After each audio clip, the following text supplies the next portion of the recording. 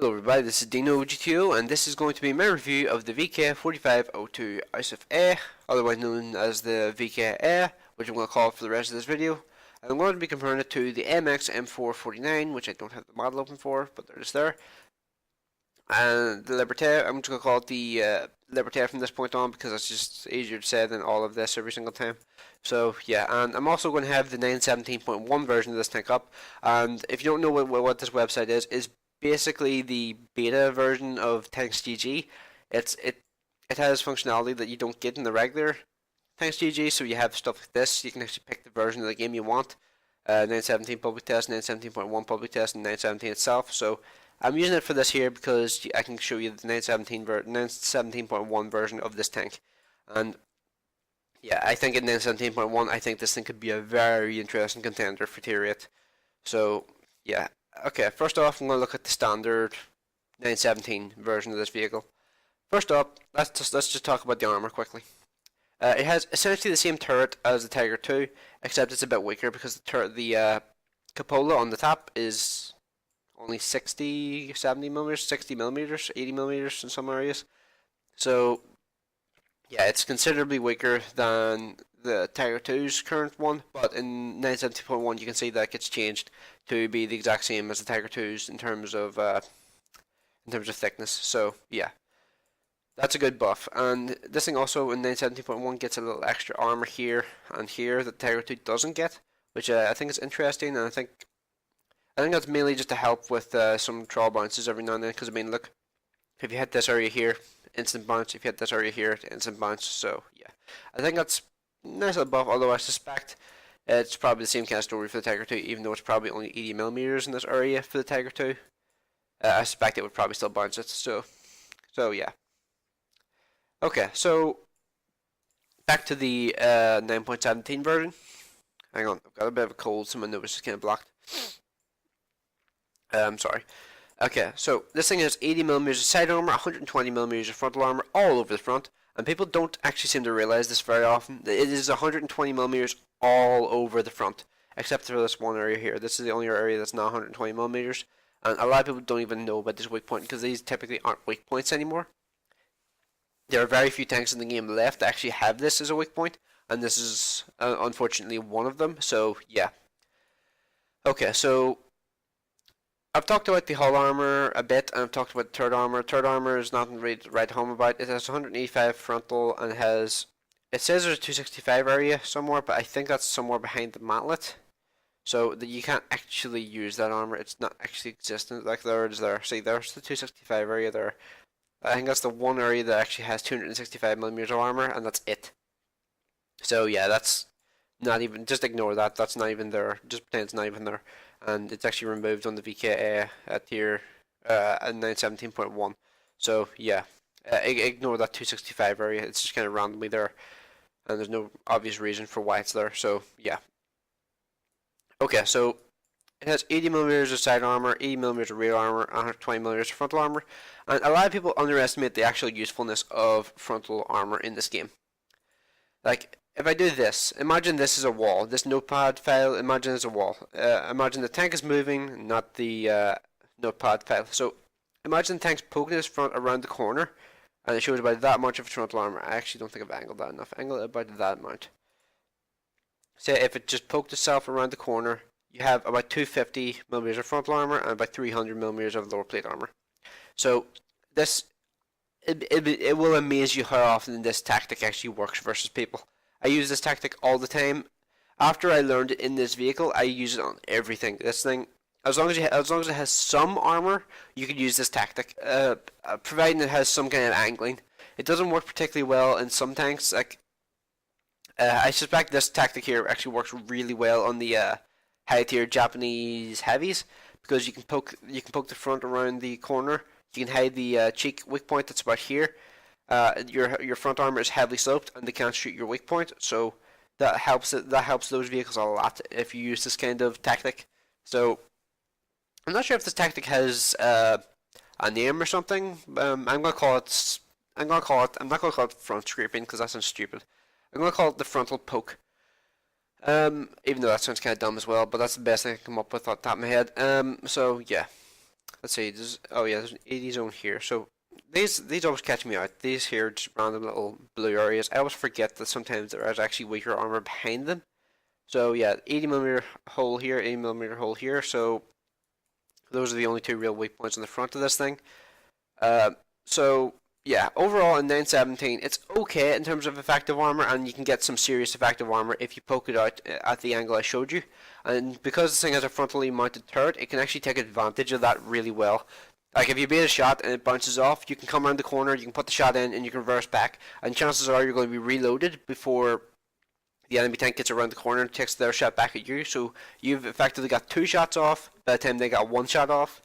And well, they got 2 shots off, but the first one probably bounced, and the second shot has, it probably has done damage, but you've got 2 shots off, and they've already fired again, so you can get another shot into them. So in terms of trading shots, this thing here can do it really well if you do it right, and providing you know the weak points of tanks. Like I recently figured out a weak point on the IS-3 that should probably just show you that people actually don't realize it's a tiny weak point. It really is. But it's not the right weak point before you say that. You see, if an IS-3 is trying to side scrape, shoot this area here. It's a tiny area, and granted, there's a giant spaced armor area here where if you hit this, it will probably bounce. But if you hit here, you're going to pin the IS-3 remarkably often. Sure, if you miss the area, you're probably going to hit the turret and you're probably going to bounce. But this area here is actually a surprisingly weak point on the IS-3's armor, and I use the crap out of that there now because I found that by accident when I was using the T44-100, and I didn't even think of that being a weak point. For some reason, I thought this entire area was spaced armor, like up all the way up to here, but there's actually there's a very slim area here that is actually side armor, not spaced armor. So yeah, use that there if you can. This will help you a lot when it comes to dealing with IS-3s, especially if you're in a taller tank, like the Vk4502a. That weak point helps a lot, because if you're aiming at a tank that's about the same size as an IS-3, it's actually like 20mm thicker. But if you're aiming at a tank, if you're in a Tiger 2 or something like that there, and you're taller, and you're shooting down on this area, you can pin it pretty much every time. And the Tiger 2 has the accuracy to do that, and the VK has the reload to take advantage of that. So you poke around the corner, stick a shot into that area there, fall back. IS-3 comes around trying to get a shot, and you probably pins or maybe bounces, depending on how you angle your armor. Then you can come around and put another shot into them before they can get another shot into you. So you've basically done probably about 900 damage for taking 390. So yeah, that adds up quickly, and as long as you're able to continue doing that there, and you avoid bouncing shots, and you basically just try your best not to fuck it up essentially, you will trade the IS-3s remarkably well. Let's see, this area here is, where's the 20mm area there? Apparently there's actually a wee 20mm area there. That's tiny though. How is anybody going to hit that? Okay, yeah, and there's also this area here on the IS-3, which is weaker. But I don't recommend shooting at this, mainly because this 80mm zone here that they added with the HD model. You see, prior to HD, this was all 20mm. This entire area here was 20mm.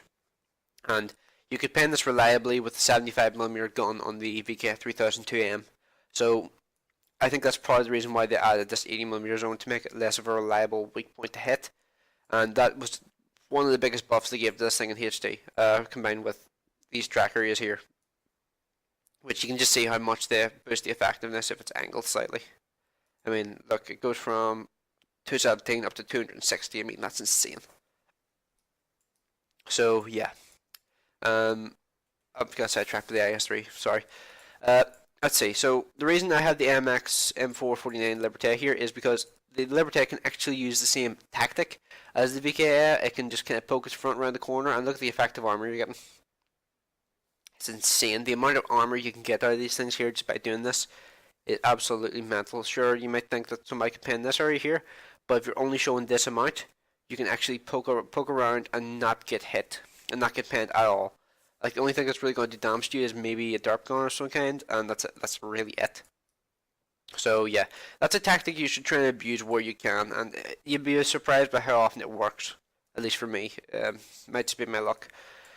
So yeah, the 917.1 version can also do this here.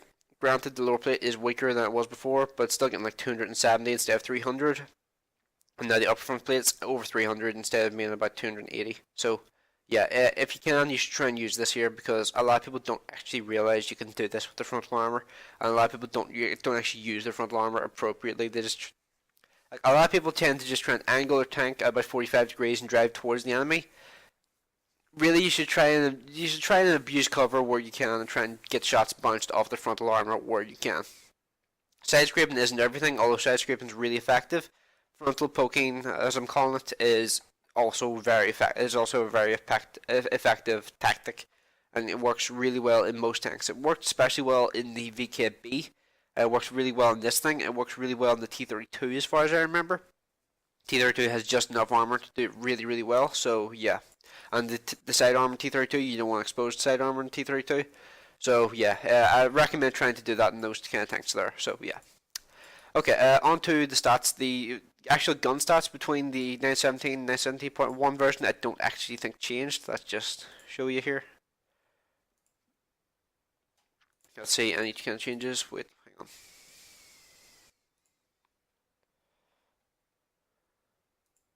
Okay, right. Let's see. Just put them side by side. No, it doesn't look like it's changed. The only thing I'm seeing changing is the gun depression, which is actually 8 degrees on the 917.1 version, which is finally the same as the Tiger 2. Took them long enough to do it, but I'm glad that's finally here. That will improve the usability of this tank by a massive amount, because it is a tall tank, and gun depression is more important on tall tanks than it is on lower profile tanks. That's why the IS-3 doesn't really suffer too much, because it has 5 degrees of gun depression. That 5 degrees of gun depression is still really usable because it's such a low profile machine. It's the same reason why why things like the T54 don't really care about having 5 degrees of gun depression. But it's also why things like the Japanese heavies, even though they have 10 degrees of gun depression for the most part, it's why that gun depression doesn't actually feel that good in the Japanese heavy, because the Japanese heavies are just so damn tall. The 10 degrees doesn't actually feel like that much to them. So yeah. The height of the machine actually has a massive effect on how the gun actually feels in terms of gun depression, so it's something that's underrated and people don't actually realise, but to me, I'm not sure if it's just something I'm imagining in my head, but to me, I feel like there's a big difference made in terms of the height in comparison to the where the gun is mounted. I'm confused myself now, I'm just going to stop talking about that. So yeah, as you can see, this is the 917.1 version, 8 degrees of gun depression all around. The 917 version has 6 degrees, and then 5 degrees at the back, so yeah. That's a pretty significant buff, and I'd say that's one of the biggest buffs the machine got in HD, so yeah. Together with the increased frontal armor, this thing in 917.1 will be a monster. And I think it will be a lot of fun to play in 917.1.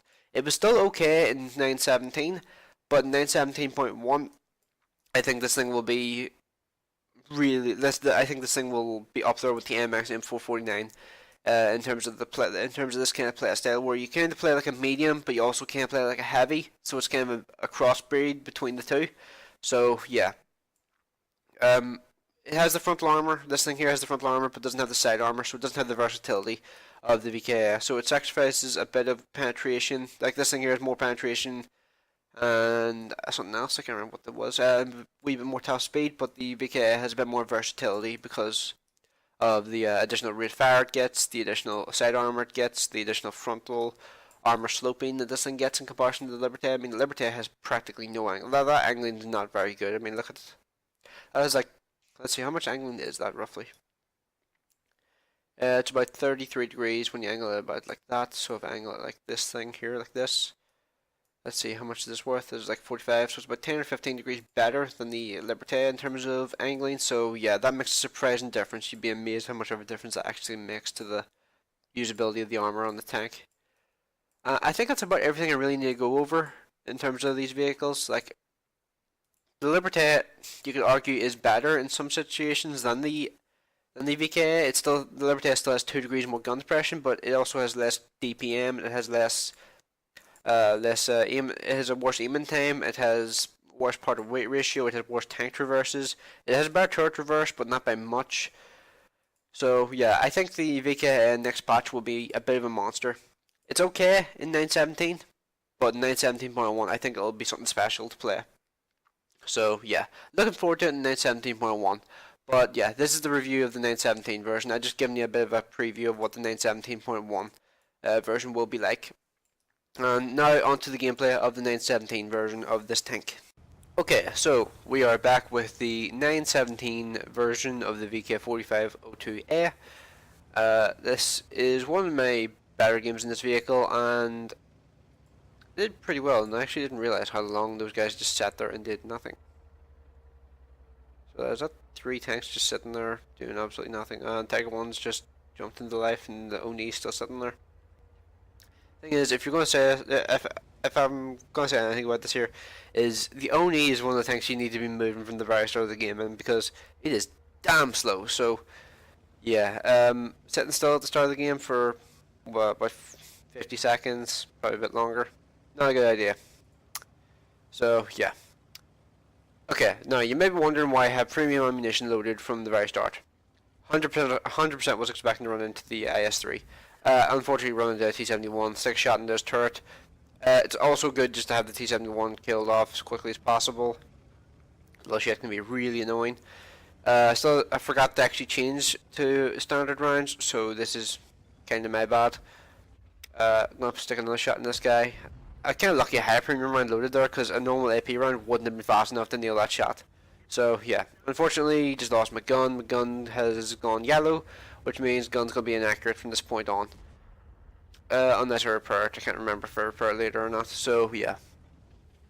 Okay, so right now it's me, the Emil 1, and there's a Tiger 1 Oni kind of behind us. I actually wasn't really paying attention to the map in this game. I was more just going balls deep and hoping for the best. So yeah, and this is basically my favourite way of attacking on this map. You move forward to this rack here. You can get a couple shots off into enemy tanks, and this is where I'm using that kind of technique where I talked about in the Tanks GG portion. The one thing that happened here is, unfortunately, the person hit this area here, and thankfully this area here is actually going to be removed in the next patch. So this will no longer be a weak point. It's not even in the armor model, I don't think, anymore, so it's not even like a bump in the armor model. So yeah, if I had been playing this game in the 917.1 version of this tank, I would not have taken damage there. So that's just an unfortunately lucky shot by, I think it was the SU-12244. So let's continue. Yeah, it's probably best to try and kill that guy as fast as possible, because it is an SU-12244, and those things can be devastating. Just got shot by a T-150. T-150 is kind of keeping me tracked here, and suddenly T-3045 from nowhere. He gets shot in the side. That is one thing about this thing here, is if it's not like some tanks where you can bunch shots on the side if you're lucky, just because of RNG. This thing here, if somebody gets a side shot into you, it's not like your tracks are going to absorb it. Tracks don't cover that much of your side armor. It's not like a Russian where most of your side is covered by the tracks or spaced armor or something. So yeah, just killing off the T-3045, and this is what I mean when I talk about try to track people where you can. At this point, I wasn't really worried about that guy getting in the way, so I just kind of stick a shot into him. So yeah, T-21 over there, and this is my favorite way of attacking here. Just move down through here and around, and you get some cover, and you can move forward while in cover. So yeah, I think I actually might upload this here as a separate video along with the Tanks GG portion part of the video. Actually, yeah, that's not a bad idea. I'll upload this as a separate video, and I'll upload the bit with Tanks GG as a separate video as well. So yeah. Okay, so the T-150 is right there. T-150's got an annoying turret. It has like that one area that has a bit of a mantlet on it, and that mantlet area is very good at just randomly absorbing shots. And yeah, Emil 1 just killed that guy off for me. And I'm going to move forward here and try and see what is around the corner. And here comes the FV304, the fucking annoying little shit. Those things are absolutely just, they're just the stupidest little thing in the game. And I love this shot here. That fucking hit. I nailed the ELC from across the map, and he just moved outside range. I fired the shot, nailed him. I was so fucking pleased with that shot. And I just learned there's an UDES 03 right over there, and the FV304 shot me again. Little shit. And that is why I proceed to to just kind of basically sit here and just proxy spot that ISU, because I'm pretty sure I'm the one proxy spotting him, and I'm just going to try and reverse back. And well, thankfully we have an artillery as well that is capable of being annoying. So yeah, and it looks like the FE304 may have run away a bit, and I'm not sure, is that an artillery or what is that?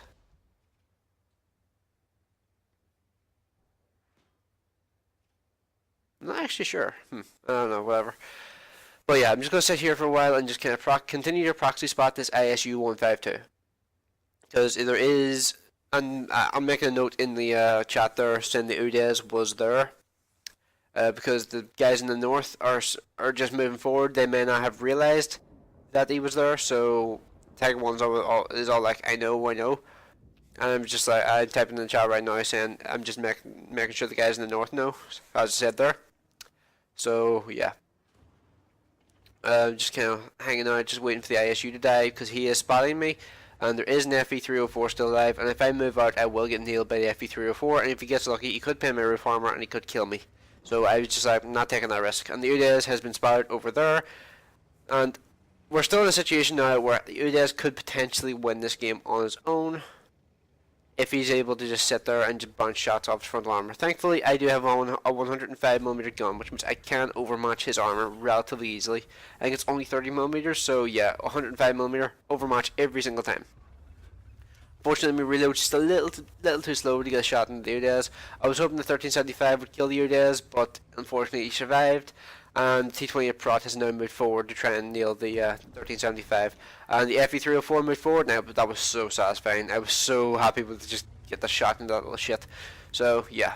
Moving up. I'm going to try and kill the Udez, because the Udez looks like he's lining up for a shot in the 1375. I miss. It goes... Did you see where that shot went? It went right between his gun and his hull.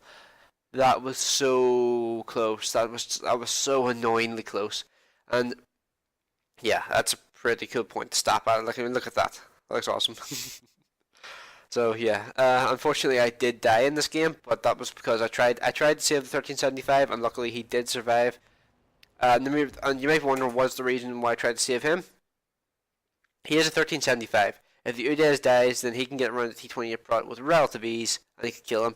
Granted, there's a Cromwell. But yeah, you can see the MX M449s on low health. Tiger 1, Emil 2, Emil 1 are still pretty far away. I'm not actually sure if they can get shots from there on the T28 Prot, although it looks like T28 Prot might be moving his gun in that direction. Difficult to see from here. Yes. So it looks like they do have shots on them. Emil 1 just killed them, so yeah, they definitely had shots. So yeah. And Tiger 1 kills like the last guy off. So yeah, kind of an anticlimactic ending because I got myself killed trying to save the 1375. But yeah, that was a really unlucky shot. That was so close to killing the Udez, but yeah, RNG happens from time to time. But that was 2700 damage that we saw. I did get that blind shot on the ELC, which was awesome. I'm still amazed that shot hit. I took that shot just because, yeah, I just kind of, my gut just said, yeah, you know what, take the shot and see what happens. And that hit. I was genuinely amazed by that. Unfortunately, in this game, I didn't really showcase the armor of this vehicle, but I did showcase the kind of the ability of this thing to get forward and try and spot for your team. I mean, I have 2100 spotting damage, along with 2800 damage done that we've seen. So, yeah, I did pretty well in terms of assisting the team in this game. Armor could have done more, and if it had been 917.1, it would have done more because that wouldn't have been a weak point. But yeah, I got pretty unlucky because I think the T150 and the SU-122-44 both hit that weak point. I think the T150 may not have been using the 107mm, but yeah. So, yeah, that's a pretty good showcase of this vehicle. Didn't really showcase the armor, as I said, but it gives you an idea of how this thing kind of plays, how it's good at getting forward, good at spotting the enemies, good at being kind of a distraction, good at kind of getting around things, and getting shots in where it can. And yeah, the 390mm view range does also help with that there. I mean, that's a really damn good view range for a tier 8 heavy. I mean, there's only a couple things that have better, and I think it's one's T32, but that's American, so it's kind of expected, so yeah.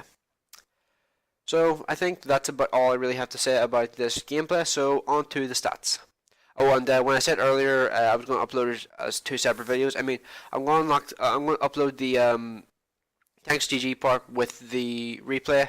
I'm also going to upload the regular just replay as well, so people don't have to go and search for the two different videos.